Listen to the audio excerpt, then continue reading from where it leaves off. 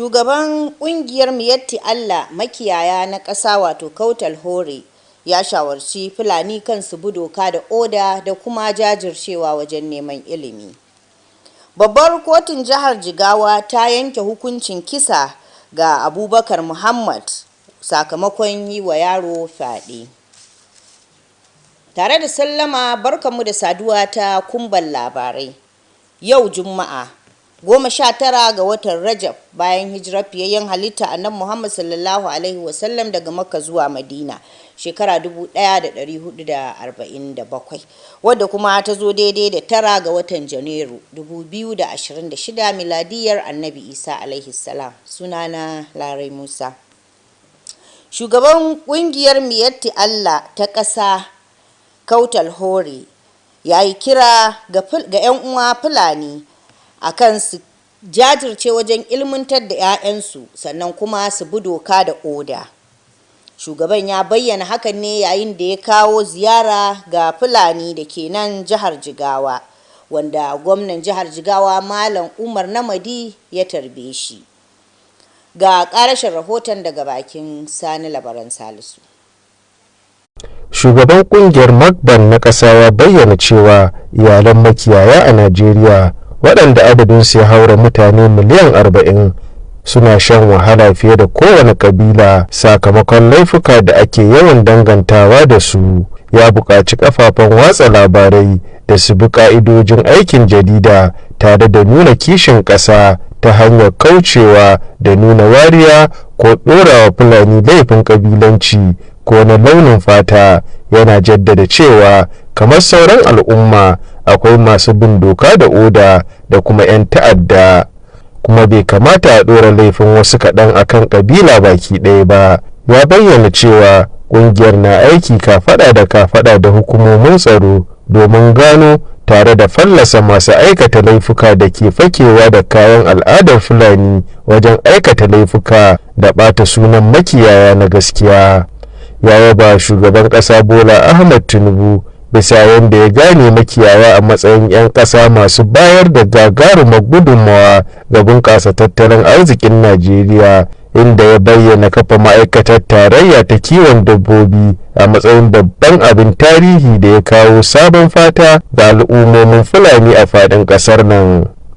A cewarsa, wannan shiri ya samar da tsari na ƙasa baki ɗaya wanda jihohi da dama ke fara kwaikwaya wajen sabunta tsarin kiwon dabbobi, samar da zaman lafiya da kuma ƙara inganta tsaron abinci. A wannan al'ummar makiyaya da suke tare da su har yanzu ba su ne ba su canza ba. Su yi la'akari da zamantakewa da ake da kuma auratayya da ya shiga tsakani. Ba kowane laifi ba ne za a zo a danganta shi ga jinsi gabaki ɗaya. Idan aka aikata laifi muna jawo hankalin al'umma a tsaya a yi bincike a gano wanda ya aikata wannan laifin don a ɗauki kyakkyawan mataki a kansa. A cikin wannan lokaci ne aka ƙirƙiro hanyoyi na taimako na kuma da za a inganta rayuwar Fulani. Wannan hanyoyi ya kama wanda aka zo aka yi ministry guda aka yi saboda kawai wannan a taimaki Fulani da ranar kawai. Wakilin gwamna Umar Namadi ya tabbatar wa shugabannin Magban aniyar gwamnatin jihar na saka hannun jari a harkar rance da sauran hanyoyin kiwon dabbobi na zamani, inda ya ce hakan zai rage rikice-rikice, ya ƙara yawan amfani da ake samu tare da bunƙasa fa'idar tattalin arziki da makiyaya ke kawowa a jihar. Ƙarshen rahoton kenan. Sani Labaran Salisu a labaran NTA.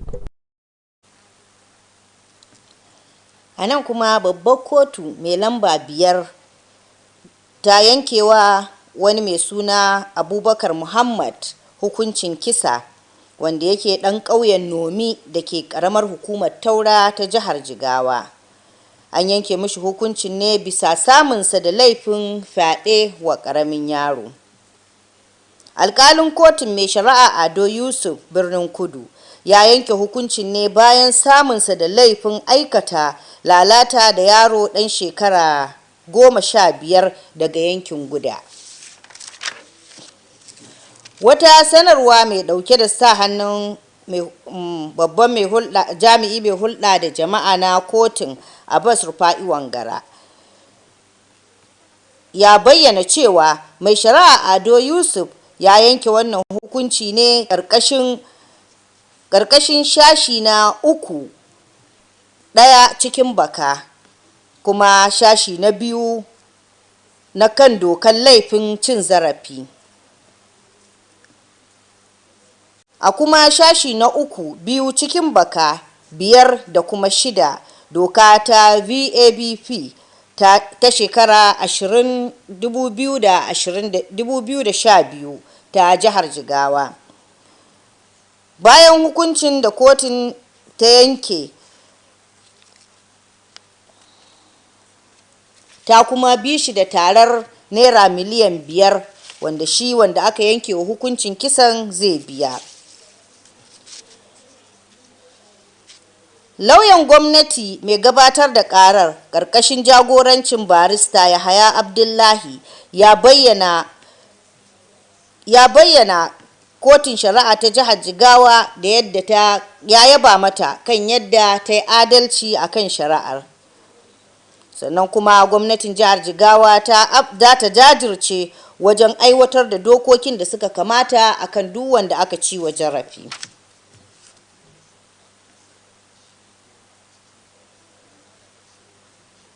Sai bangaren wasanni. Gasar kofin kasashen Afirka ta kai matakin kusa da na ƙarshe, inda ake sa ran wasannin da za a gudanar yau Juma'a na ƙungiyoyi da kuma sauran ƙasashe guda 8. Wakilinmu Ahmad Muhammad yana da ci gaban rahoton. Ƙungiyar ƙwallon ƙafar Najeriya wato Super Eagles za ta fafata da babbar ƙungiyar ta arewacin nahiyar Afirka Algeria a wasanta da ke da ɗumbin tarihi a gasar. Ƙasashen biyu sun haɗu har sau 22 a baya, inda Algeria ta samu nasara a wasanni 10 sannan Najeriya ta yi nasara a wasanni 9, sauran wasannin 3 suka yi canjaras. Yayin da ƙungiyoyin suke shirin sake fafatawa, a kowane bangare na da 'yan wasa masu hazaka, lamarin da yake da wuyar hasashe wadda kungiyar za ta yi nasara a wasan.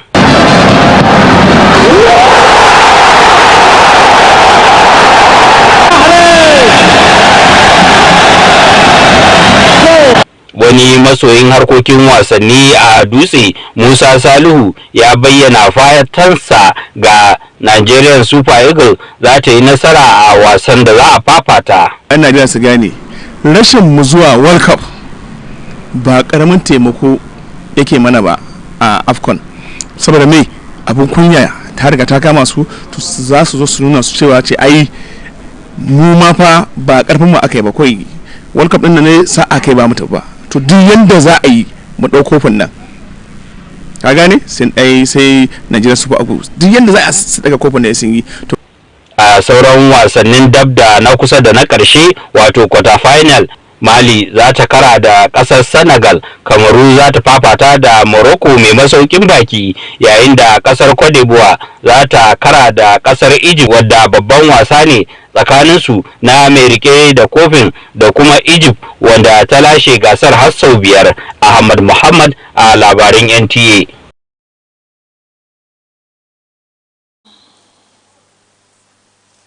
Barkanmu da dawowa. Nan kuma muka kawo ƙarshen labaran namu na daren yau. A kasance tare da Muhammad Musa Askira domin jin labaran cikin harshen Turanci. Mu kwana lafiya, Allah ya ba mu alherinsa.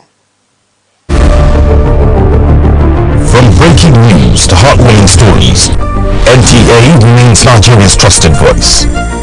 To our partners, government agencies, corporate bodies, political parties, and religious institutions, thank you.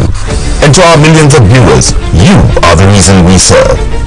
Through every moment, big and small, we tell Nigeria's story with pride, balance, and integrity.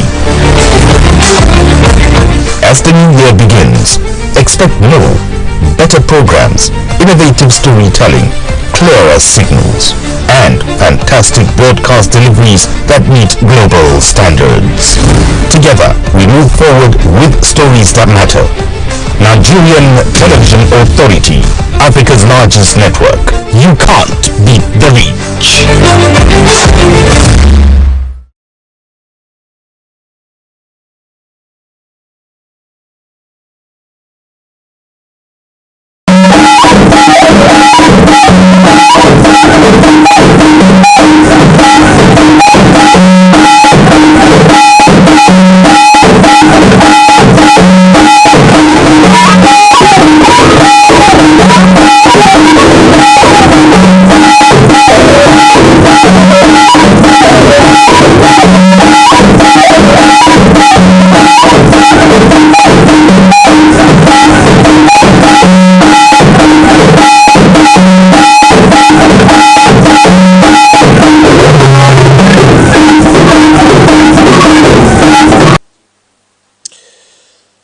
Magban President urges Fulani pastoralists to uphold rule of law, prioritizes education.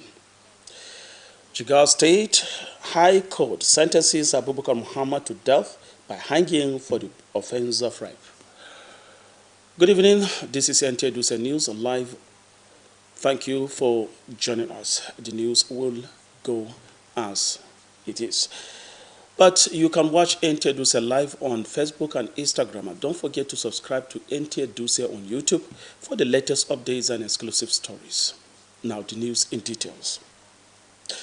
The National President of Miyetti Allah Cattle Breeders Association of Nigeria, Magban, has called on Fulani pastoralists across the country to uphold a rule of law and prioritizes education of their children as a safeguard for their future and national development. Correspondent reports that the Magban president received by Governor Umar Namadi was speaking in Jigawa where he paid a sensitization visit to Fulani in the state. The report. The Magban national president said Nigeria's pastoralist families, estimated at over 40 million people, have suffered disproportionately from crimes often attributed to them more than any other ethnic group in the country. He urged media organizations to exercise professionalism and national responsibility by avoiding ethnic or racial profiling against Fulani people, stressing that like every other group, there are law-abiding citizens as well as criminal elements which should not be used to label an entire race. He disclosed that association is working closely with security agencies to identify and expose criminals who disguise themselves in Fulani cultural attire to perpetrate crimes and tarnish the image of genuine pastoralists.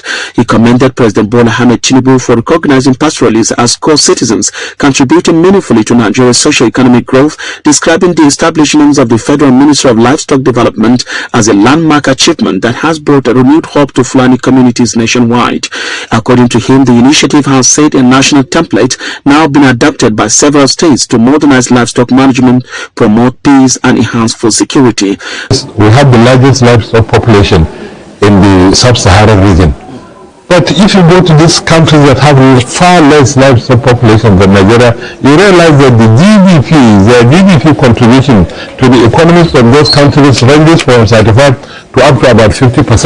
The cattle breeding industry is a significant contributor to our state economy, and it provides livelihoods for several of our citizens. As government, we are committed to supporting the goals of development of the industry. Governor Umar Namadi, represented, assured the Magban leadership of the state commitments to investing in ranching and other modern livestock practices, noting that such initiatives will reduce conflict, enhance productivity, and maximize the economic benefits of pastoralist presence in the state.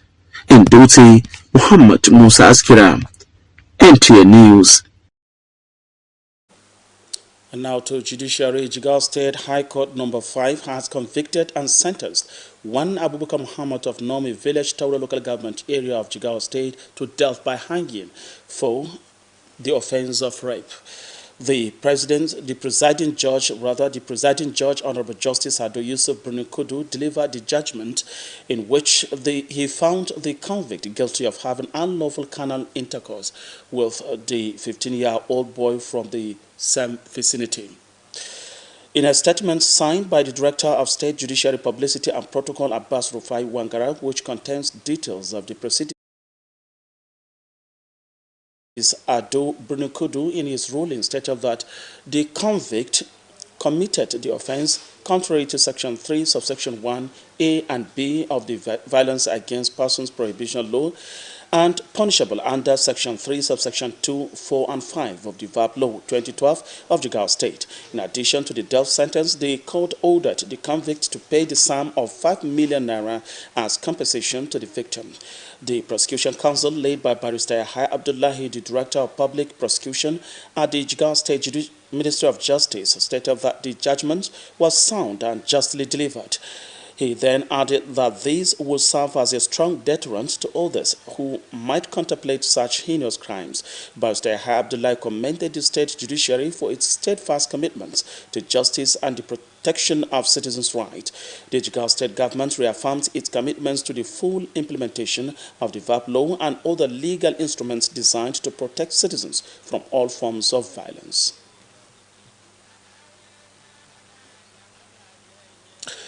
And the African Cup of Nations has reached the quarter-final stage with matches scheduled over today, Friday, where 8 national teams will compete for a place in the semi-finals, and in one of the fixtures, Nigeria will face Algeria on Saturday. Football analyst Nta Dutse Musa Salihu has stated these views on the encounter, noting that the highly competitive match is expected between the two sides, considering their history and strong performances so far in the tournament. Mohammed Ahmed has details. Nigerian Super Eagles will renew rivalry with Northern African giant Algeria, a fixture that has historically been closely contested. The two sides have met 22 times, with Algeria holding the slight edge after recording 10 victories, while Nigeria have won 9 matches and 3 encounters ended in a draw. As both teams prepare to face each other once again, they will rely on their wealth of talent players, making their encounter difficult to predict.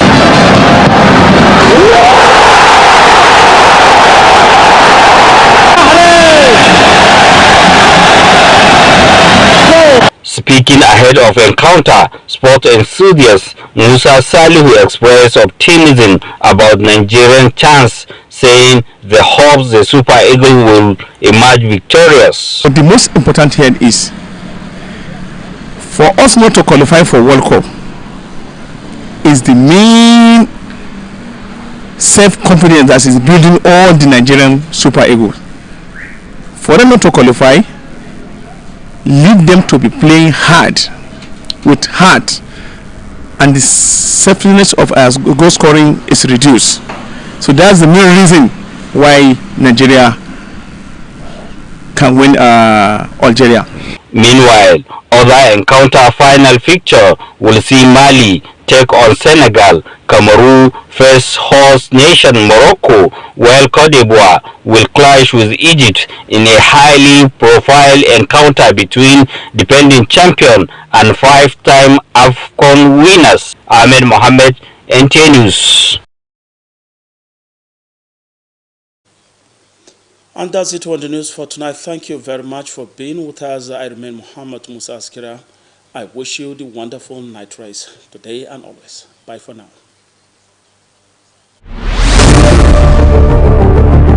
From breaking news to heart-warming stories, NTA remains Nigeria's trusted voice. To our partners, government agencies, corporate bodies, political parties, and religious institutions, thank you. And to our millions of viewers, you are the reason we serve. Through every moment, big and small, we tell Nigeria's story with pride, balance, and integrity. As the new year begins, expect more, better programs, innovative storytelling, clearer signals, and fantastic broadcast deliveries that meet global standards. Together, we move forward with stories that matter. Nigerian Television Authority, Africa's largest network. You can't beat the reach.